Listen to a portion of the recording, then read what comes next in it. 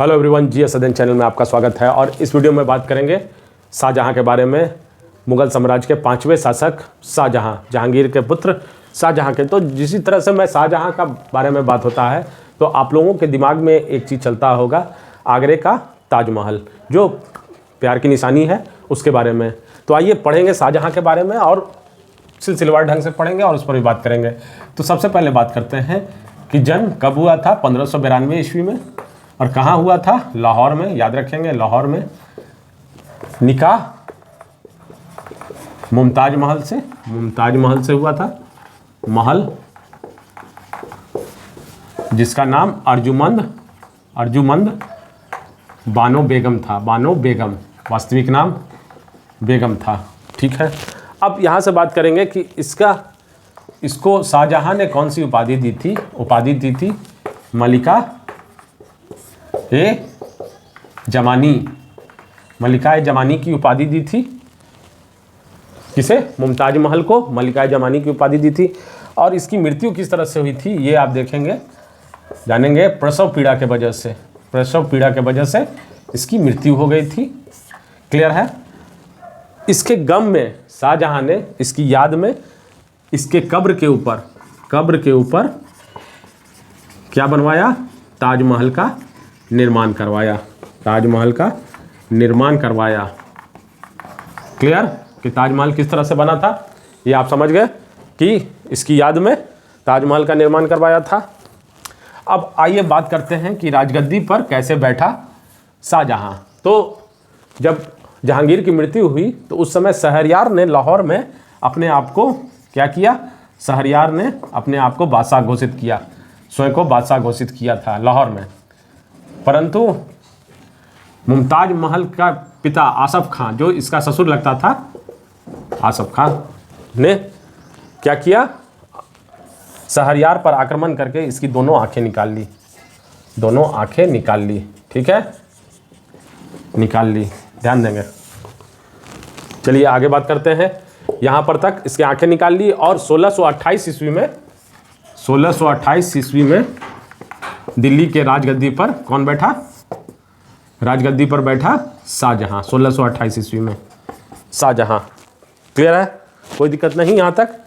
चलिए आगे बात करेंगे कि किस तरह से इसने सजदा और पायपोस प्रथा को समाप्त कर दिया। जिसमें सजदा और पायपोस प्रथा को समाप्त किया। सजदा और पायपोस प्रथा को समाप्त किया। क्लियर? एक और चीज़ देखेंगे, इलाही संवत से इसने हिजरी संवत की शुरुआत की। ठीक है।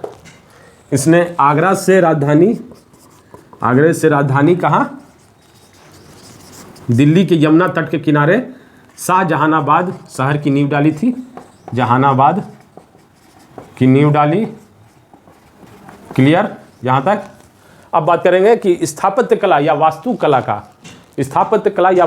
का स्वर्ण युग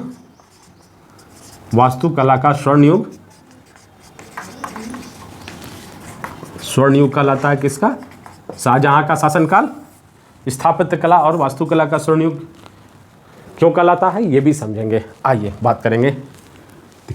क्योंकि इसने देखिए कौन सा, पहला तो ताजमहल आगरे में। क्लियर? दूसरा लाल किला दिल्ली में, दिल्ली का लाल किला। दिल्ली का जामा मस्जिद, जो बड़े बड़े निर्माण हैं, दिल्ली का जामा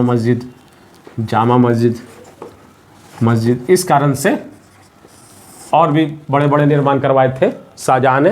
तो अब बात करेंगे कि शाहजहां का जो पुत्र था दारा शिको, इसका सबसे विद्वान पुत्र था दारा शिको कौन था? शाहजहां का पुत्र था और सबसे विद्वान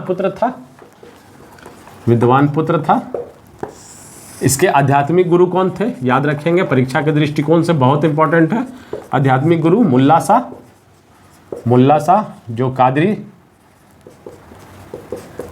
सिलसिले से बिलोंग करते थे। तो मुल्ला शाह, आध्यात्मिक गुरु मुल्ला शाह। इसको दारा शिको को जो उपाधि दी गई थी शाहजहां के तरफ से, वो उपाधि थी शाह बुलंद इकबाल की उपाधि दी गई थी। क्लियर, शाह बुलंद इकबाल की उपाधि दी गई थी।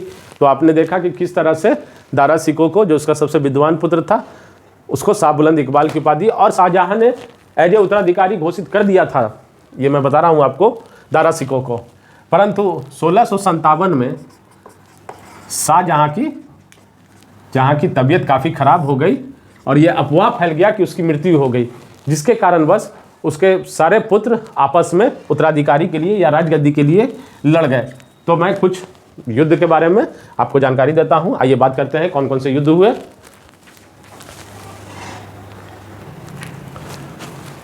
तो मैंने आपको बताया कि किस तरह से 1657 ईस्वी में शाहजहां की तबीयत खराब हो जाने के कारण ये अफवाह फैल गई कि शाहजहां की मृत्यु हो गई, जिसके बाद सारे जो उत्तराधिकारी थे आपस में लड़ गए। तो जिसमें जो लड़ाई हुई थी बहादुरगढ़ की लड़ाई, जिसमें शाह शुजा पराजित हुआ था, धर्मत की लड़ाई जिसमें जसवंत सिंह पराजय औरंगजेब विजय हुआ था, सामूगढ़ की लड़ाई जिसमें दारा सिकों की पराजय हुई थी औरंगजेब विजय, खजवा शाह शुजा पराजय और देवराई का दारा सिकों का पराजय औरंगजेब विजय।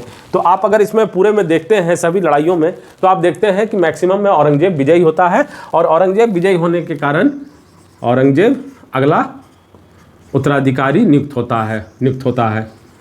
ठीक है, नियुक्त होता है।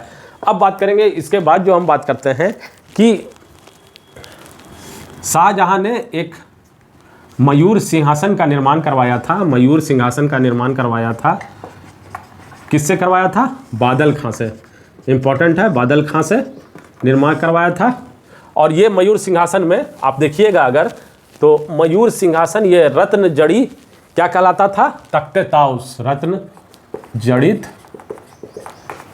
तख्त ए ताउस कहलाता था मयूर सिंहासन ताउस, जिसमें कोहिनूर हीरा लगा हुआ था। कोहिनूर हीरा लगा हुआ था। और ये कोहिनूर हीरा शाहजहां को किससे मिला था? मीर जुमला से मिला था। औरंगजेब ने क्या किया कि शाहजहां का खर्च जो है, शाही खर्च, वो काफ़ी बढ़ चुका था और वो मुमताज महल के लिए ऐसा कहा गया है कि आगरे में ताजमहल था, उसके बगल में एक और ताजमहल का निर्माण करवा रहा था।